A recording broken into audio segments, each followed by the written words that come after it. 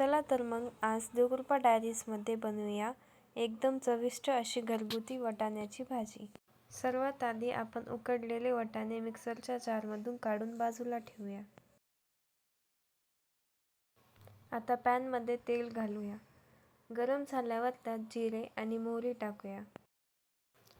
फोडणी छान तडतडली की बारीक चिरलेला कांदा, लसूण, टमाटर आणि हिरवी मिरची घालूया। आता त्यात खिसलेलं आलं टाकून सगळं नीट परतून घ्या।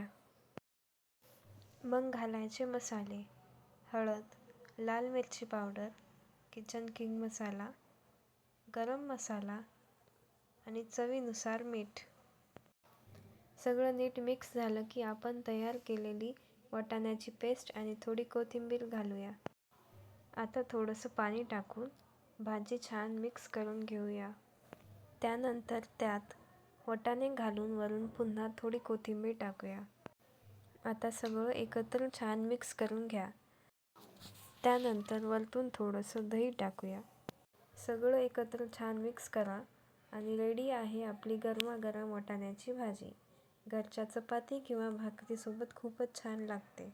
रेसिपी आवडली तर लाईक, शेअर आणि सबस्क्राईब करा। धन्यवाद।